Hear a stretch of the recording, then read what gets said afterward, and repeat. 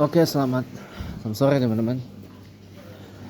Hari Ahad tanggal 21 September 2025. Hari yang memang ini menentukan sebenarnya, karena udah pas 8 weeks atau 2 bulan dari seleksi, proses waktu seleksi yang dibutuhkan ya oleh pihak Kedutaan Besar Australia, lebih tepatnya pihak DFAT atau Department of Foreign Affairs and Trade dari Australia, untuk seleksi 2 pekerjaan yang saya lamar ke Kedutaan Besar Australia di Jakarta, yaitu satu yang saya incar yaitu Executive Assistant buat Duta Besar Australia untuk ASEAN. Yang kedua adalah driver. Dan hari ini pas 2 bulan atau 8 minggu yang dibutuhkan untuk waktu seleksinya gitu loh. Jadi saya berharap doa dari teman-teman semua, mudah-mudahan setelah hari ini ada kabar baik lah mengenai salah satu dari 2 posisi yang saya incar, atau salah satu dari 2 posisi yang saya lamar di Kedutaan Besar Australia di Jakarta. Ada kabar baik lah ya. Dan doakan teman-teman, saya keterima, saya shortlisted, interviewed, dan keterima, accepted sebagai asisten eksekutif Duta Besar Australia untuk ASEAN yang bertempat di Kedutaan Besar Australia untuk Indonesia di Jakarta. Itu aja ya sih dari saya teman-teman. Dari saya sih itu aja. Doa itu saya harapkan doa dan support beserta dukungan dari teman-teman semuanya.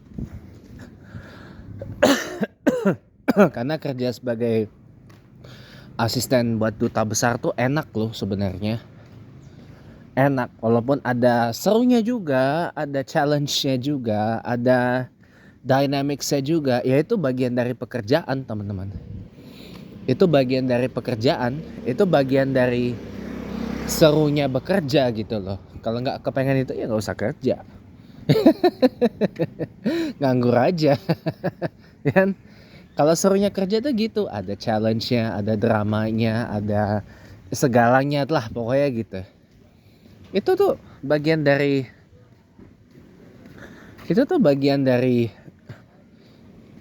pekerjaan sebenarnya, begitu-gitu itu. Ya kan? Bagian dari pekerjaan sebenarnya yang gitu-gitu itu. Jadi ya saya mah chill aja. Nggak usah dipikirkan yang gitunya. Yang jelas saya pikir kayaknya kerja sama duta besar enak deh gitu ya. Iya gitu. Terlepas dari apa yang dynamics yang akan terjadi, yaitu sesuatu yang benar-benar itu adalah bagian dari perjalanan yang harus diarungi oleh saya nantinya gitu. Gini lah teman-teman ya, saya kasih logika sederhana aja ya. Kita naik motor aja.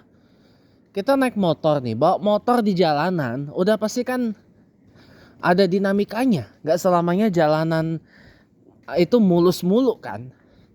Kadang-kadang ada polisi tidurnya, kadang-kadang ada belok-beloknya, kadang-kadang ada tanjakan, kadang-kadang ada turunan, kadang-kadang macam-macam.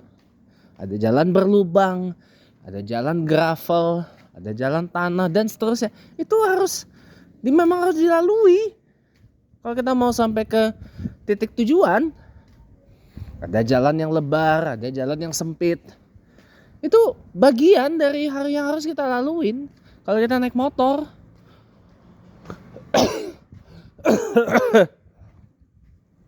Gitu loh. Ataupun naik mobil.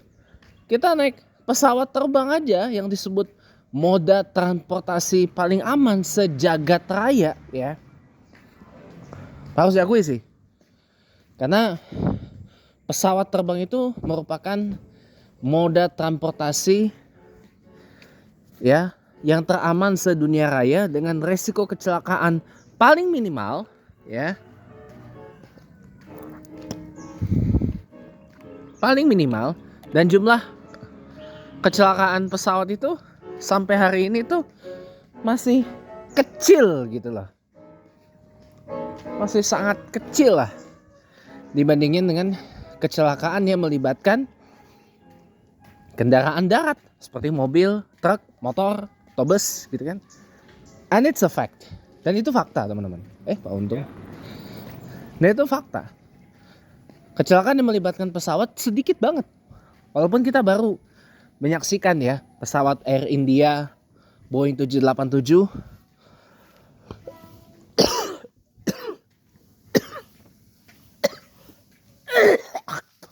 yang mengalami kecelakaan di India nggak lama setelah take off dari kalau nggak salah New Delhi ya, jatuh di rumah warga, semua penumpangnya tewas bersama warga sekitar yang terdampak musibah itu. Tapi kan nggak lama diperbaiki kan sistem keselamatan yang ada di Boeing 787 itu. Dan hasil investigasinya memang baru akan keluar tahun depan 2026 mengenai apa yang sebenarnya terjadi pada pesawat Air India yang naas itu. Dan apalagi pakai pesawat wide body yang menjadi tulang punggung menjual, salah satu pesawat yang menjadi tulang punggung penjualan Boeing, khususnya di sektor wide body ya. Karena kan Boeing kan pesawat yang masih diproduksi ya, ada 737 Max. Ini tulang punggungnya Boeing banget. Ada 777 klasik udah stop produksi, ya kan? Cuman ini mempersiapkan 777X, 778, 779, ya. Kemudian ya cuma tinggal 737 Max sama 787 aja dalam portfolio Boeing yang masih diproduksi hari ini. Saya sudah pada discontinue semua gitu loh. Kalau Airbus kan banyak portfolio yang tersedia, ada A220, ada A320 Neo, ada A330 mau yang CEO atau yang Neo, ada A350 yang menjadi tulang punggung penjualan Airbus di sektor wide body gitu kan. Gitu teman-teman. Jadi memang kecelakaan pesawat itu kan paling minim banget. Nah, kita naik pesawat terbang aja, moda transportasi yang aman sedunia raya ini pun juga itu masih kita terbang nggak mulus-mulus banget juga kok. Di penerbangan di ketinggian jelajah sekian meter atau sekian kaki gitu ya. Kadang-kadang kita masih ketemu dengan yang namanya turbulensi.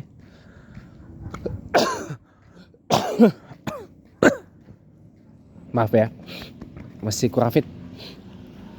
Kekenyangan saya. Kadang-kadang kita masih ketemu dengan yang namanya turbulensi. Kadang-kadang kita masih ketemu dengan cuaca yang berubah-ubah. Kadang-kadang kita masih ketemu dengan banyak tantangan lah kalau menerbangkan pesawat itu. Gak semulus yang dikira. Gitu kan. Begitupun juga kita naik kapal laut. Naik kapal laut itu juga sama, ada tantangannya juga. Ombak di laut itu gak selamanya mulus. Gelombang di laut itu gak selamanya mulus. Kadang-kadang ada gelombang tinggi, ada ombak tinggi, ombak besar dan segala macam gitu kan. Dan memang itu harus kita arungi kalau kita pengen sampai ke tujuan.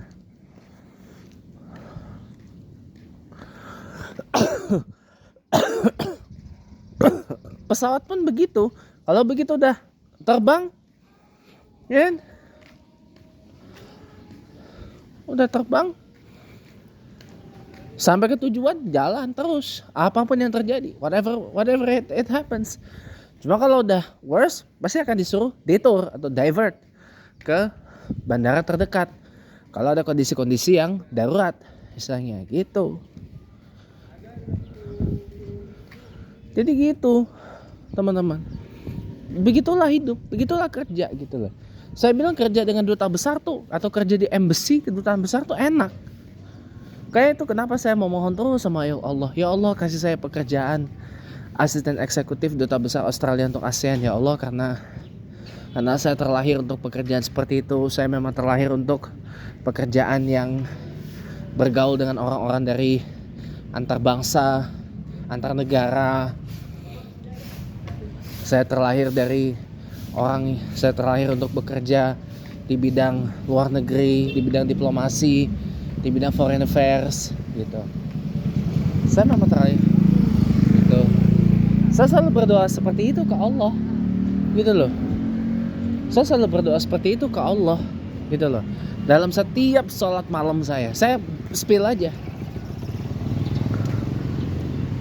Berarti itu teman-teman. Iya.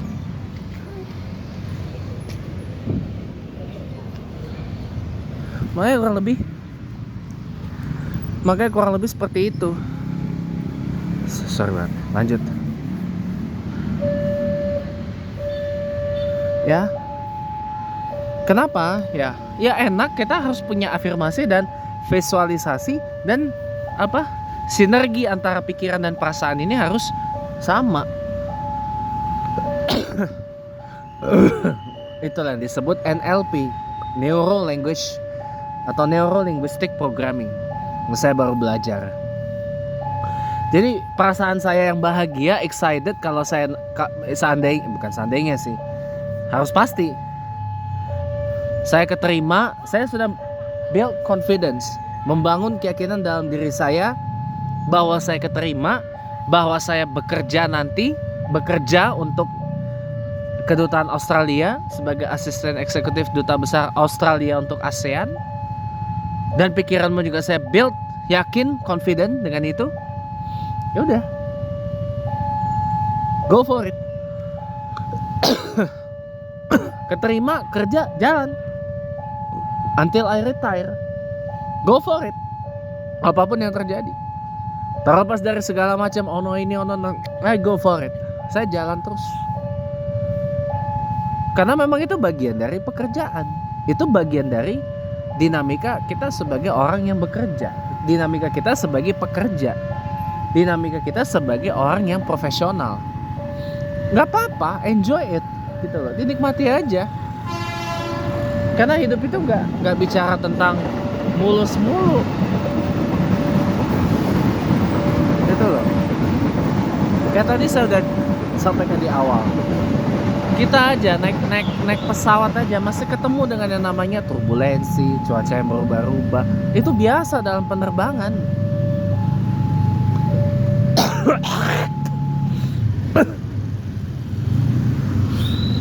Dan itu dilatih di simulator, di flying school, sekolah penerbangan gitu, di flying school, di sekolah penerbangan gitu ya. Itu biasa, itu latih bagaimana kalau kita menghadapi awan yang nggak kelihatan sama sekali, gelap sama sekali, dan seterusnya. Menghadapi cuaca yang nggak karu-karuan, menghadapi turbulensi yang makin lama makin ya gitu. Itu biasa teman-teman. Dalam penerbangan itu seperti itu. Itulah juga hidup. Itulah juga kita kerja teman-teman. Nggak selamanya kerja tuh mulus saja. Makanya saya bekalin diri saya dari sini. Dari thread juga saya follow beberapa. Bagaimana cara kita menjadi office politician yang efektif, bagaimana kita menjadi office mafia yang efektif gitu loh. Karena perlu. Office politics is unavoidable.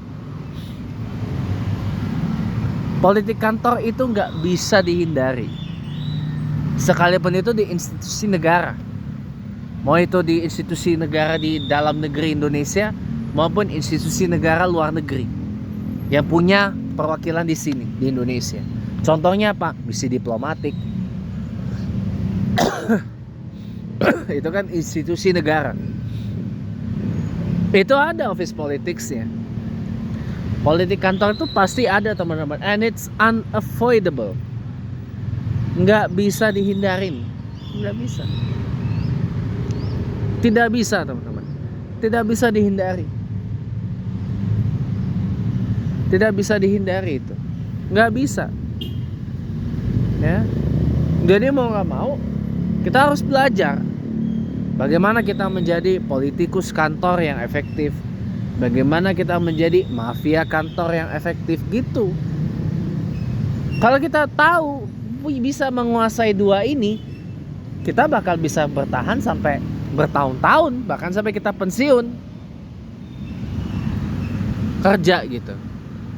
Bahkan kita bisa memitigasi kalau ada yang ngetrik. Kalau kita berusaha nih, berwirausaha nih, kalau kita berniaga nih, kalau kita berdagang nih, kita tahu, oh ini orang ngetrik nih, oh ini orang coba ngebajak anu gua nih gitu. Jadi kita tahu triknya gitu, teman-teman. Itu perlu dipelajari. Perlu itu dipelajari. Itu life skill, keterampilan hidup. Itu bagian dari LQ, life quotient, kecerdasan hidup. Yang kayak gitu itu. Itu juga bagian dari PQ. Tahu PQ nggak? Professional quotient, kecerdasan profesional. Kecerdasan profesional itu penting semua itu. Kalau saya boleh kasih tahu Anda apa adanya di sini, ya. Saya belum kerja, tapi saya banyak belajar deh orang yang sudah kerja. Ini banyak belajar deh orang yang punya pengalaman kerja gitu. Itu yang paling penting itu, teman-teman. Harus tahu banget bagaimana cara inikan politik kantor. Karena office politics memang unavoidable. Politik kantor itu nggak bisa kita hindari. Itu masih terjadi. Kenapa orang semua berkompetisi, bersaing untuk karir masing-masing. Orang semua bertarung untuk karir elevation. Orang semua tempur untuk karir dirinya sendiri. Gitu loh. Nggak bisa kita terlalu mengandalkan HRD atau DSDM, Departemen Sumber Daya Manusia di kantor itu. Nggak bisa, teman-teman. Nggak bisa. Kita tidak bisa terlalu mengandalkan itu. Nggak bisa, teman-teman. Kenapa? HRD itu bukan satpam pribadi kita, bukan pengawal pribadi kita di kantor. Mereka itu institusi kantor. Mereka juga bekerja buat kantor. Mereka juga adalah penjaga kantor. Supaya apa? Kantor itu bisa bekerja dengan efektif. Gak melulu harus disandra dengan drama apa segala macam itu. Enggak. Drakor, dracin, indo apa segala macam. Enggak. Ya, bukan begitu HRD itu. Itu yang harus kita tahu sama-sama, pemirsa. Maka daripada itu, memang ini penting skill ini. Skill, keterampilan, bagaimana cara kita menjadi office mafia yang baik, yang efektif, menjadi office politician yang efektif gitu. Ya kita nggak, ya menonjol sih menonjol, shiny sih shiny, tapi jangan inilah itu ya. Jangan, ya maaf aja teman-teman ya, office politics itu is far more evil. Bukan saya nakut-nakutin, emang ini kejadian gitu. Emang ini kejadian.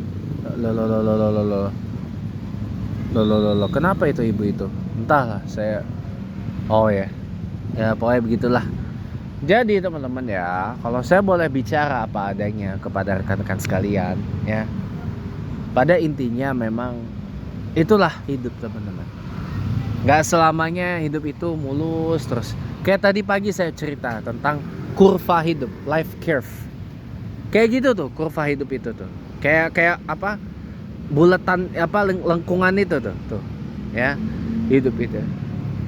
Kalau ada orang yang hidupnya kayak gitu, kayak kurva hidup kayak gitu, awalnya dari bawah, lama-lama ke atas, lama dia bertahan, tiba-tiba turunnya perlahan gitu.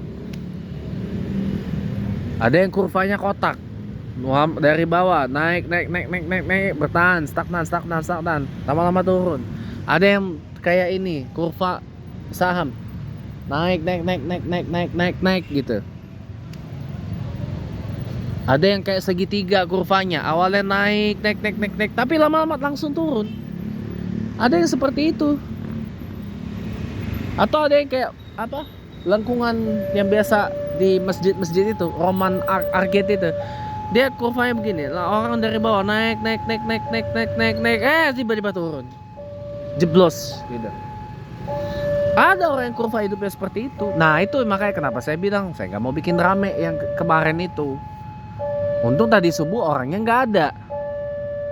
Ya, untung tadi subuh orangnya nggak ada di Al Karim. Ya. Dan saya juga udah let go kasus itu. Saya juga udah ngejalanin gitu. Ya.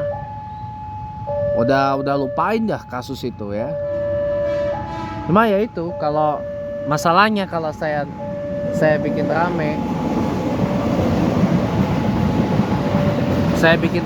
dan saya permalukan orangnya depan umum, ya malah terjadi saling shaming, saling mempermalukan gitu loh. Saling mempermalukan, nanti efeknya malah dominonya ke saya gitu kan. Nanti tiba-tiba kalau orangnya kayak kurva hidup yang saya bilang tadi itu, tiba-tiba langsung plek ke bawah gitu. Saya dicari, saya diapa-apain, coba. Bahkan nyawa saya bisa sampai melayang, coba. Bayangin.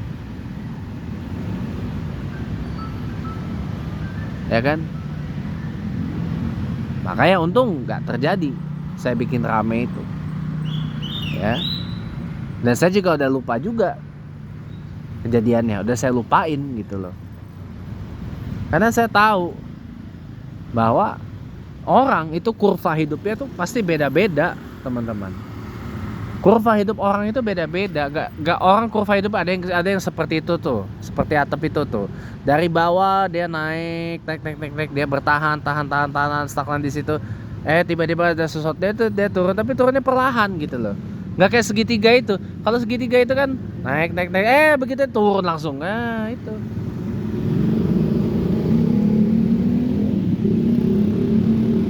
Orang kurva hidupnya pengennya tuh seperti kotak, kayak gitu tuh kurva hidupnya tuh. Dia dari bawah naik, bertahan lama banget sampai mungkin dia turun gitu kan. Dia turunnya bentaran doang, naik lagi gitu. Atau kalau bisa dari kayak gitu udah naik gitu, naik lagi gitu. Kurva, orang pasti pengen kurva hidupnya itu seperti itu kan. Iya. Itu kan gak selamanya kurva hidup kita tuh seperti itu, teman. Gak selamanya, teman-teman, kurva hidup kita itu seperti itu. Gak selamanya, teman-teman. Dan tidak selalu kurva hidup itu seperti itu. Saya beritahu Anda aja apa adanya di sini. Ya, jangan sedih. Kalau kurva hidup itu nggak selamanya seperti itu. Kurva hidup itu bisa berubah, tergantung ininya, tergantung kitanya. Ya, tergantung kita. Itu loh. Tentu kita pengen kurva hidup kita tuh kayak gitu tuh, bertahan, lama-lama naik, tapi lama-lama naik sampai ke langit gitu. Atau kayak pesawat, nah take off dari bawah, bertahan di ketinggian berapa ini kaki, naik lagi, turun, turbulensi kayak gitu. Nanti sampai pada waktunya di touchdown, pada waktunya dengan selamat. Orang pasti pengen kurva hidupnya itu seperti itu. Tapi gak berapa lama kan naik pesawatnya, berangkat lagi, naik lagi, kayak gitu. Orang pasti cita-citanya kepengen punya kurva hidup seperti pola pesawat terbang. Pasti. Tapi untuk mencapai ke sana itu butuh perjuangan yang lebih, teman-teman. Ini fakta pahit yang harus saya beritahu Anda apa adanya. Ini sennya nyala ya, penternya teman saya Pak Falas. Bukan lampu sendeng, lampu depannya cuma satu.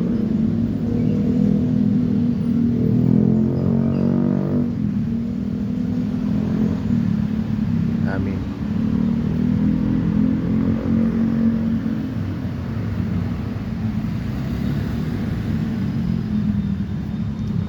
Seperti itu teman-teman, ya. Jadi kalau saya boleh sampaikan kepada Anda di sini, ya, kalkulasi itu penting dalam mengambil semua keputusan. Karena kita hidup itu bukan hanya hari ini, besok, lusa, dan besoknya. Enggak, teman-teman. Kita hidup gak hanya sekedar ganti tanggal, ganti hari, tapi juga ganti bulan, ganti tahun gitu. Makanya jadi kita harus bisa memikirkan apa yang akan terjadi pada orang itu dan apa yang terjadi pada diri kita ke depannya tuh kayak gimana gitu loh. Kayak kenapa saya bilang saya nggak mau bikin rame gitu. Dan saya nggak akan bikin rame lagi, dan saya nggak akan bikin rame kecuali kalau dia berulah. Kalau dia berulah lagi, ini memang masih bikin rame lagi nih gitu. Tapi kalau selama nggak severe, nggak akan saya bikin rame lagi. Tapi kalau severe udah ini lagi, saya akan bikin rame lagi loh. Itu. Tapi saya bilang nggak usah lah, kita nggak usah bikin rame lah. Karena kita nggak tahu kan orang yang saya target itu hidupnya bagaimana. Dan saya bukannya apa-apa, nanti orang tua saya juga malu, Al-Karim malu, om saya malu gitu kan, RW 8 malu semua. Cuma gara-gara gitu doang gitu. Cuma gara-gara masalah kecil doang jadi gede gitu kan. Nah, itulah teman-teman ya, isi hati orang tuh beda-beda teman-teman. Ya, rambut boleh sama-sama hitam, kalau yang udah tua bolehlah sama-sama udah ubanan.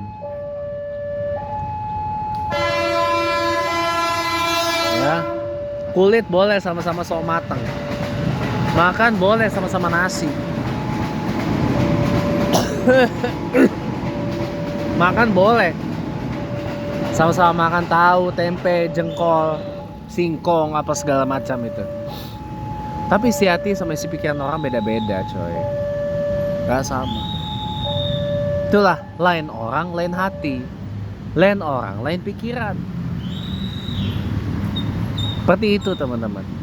Ini yang harus kita waspadai teman-teman. Ini yang harus kita jaga diri kita supaya kita nggak celaka nantinya. Itu yang saya pikirkan juga terhadap diri saya. Saya nggak mau celaka nantinya gitu.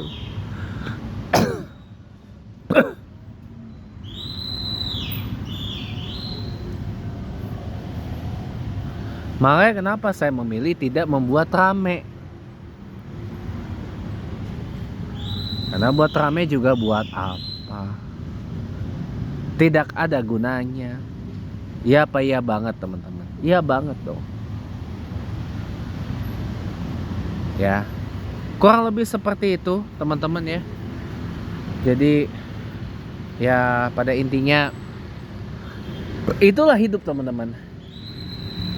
Dan kejadian kemarin itu pasti akan terjadi lagi pada saya di kemudian hari di tempat yang lain gitu loh, oleh orang yang lain lagi. Karena balik lagi, kita boleh sama-sama orang Indonesia, kita boleh sama-sama makan nasi, makan jengkol, makan tahu, makan tempe, rambut sama-sama hitam, kulit sama-sama sawo mateng, bola mata sama-sama hitam, ya. Tapi balik lagi, orang punya kepribadian berbeda, orang punya isi hati berbeda, orang punya isi pikiran juga beda, gitu. Orang punya sifat, watak, karakter yang berbeda. Gitu.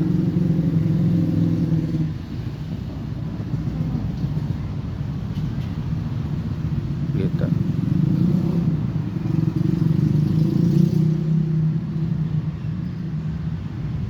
Ya, gak pandang sukunya apa, nggak pandang dia orang mana, nggak pandang dari daerah mana dia, nggak pandang itu. Ya, itu kata kuncinya teman-teman. Ya,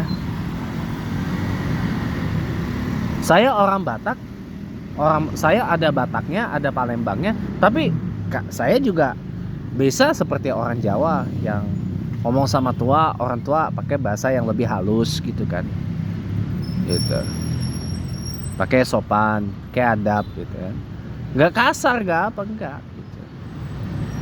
Itu teman-teman. Semua tergantung orangnya teman-teman, tergantung isi hati. Makanya itu teman-teman ya, makanya itu saya bilang ya, paling tidak ya, dengan kita mengenal orang itu seperti apa, dengan kita gak cuma sekedar tahu, tapi kita kenal, oh orang ini begini, oh orang ano begono, oh orang ini begini, oh orang ini begini, oh orang unu begunu, oh orang anak begana gitu. Jadi kita tahu bagaimana cara menghadapinya. Supaya apa? Supaya kita nggak jadi katak dalam tempurung.